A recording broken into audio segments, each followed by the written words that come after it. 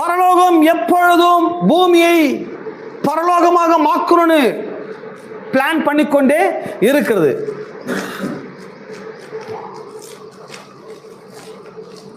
But மதம் என்ன பண்ணிடுச்சுன்னு சொன்னா பூமியை வெறுக்க வச்சிருச்சு.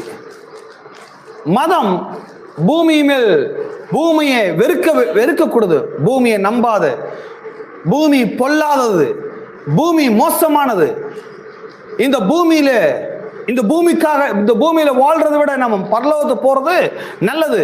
பூமினாலே ஒரு தீமை, பூமி மோசம், பூமி நல்லது இல்ல.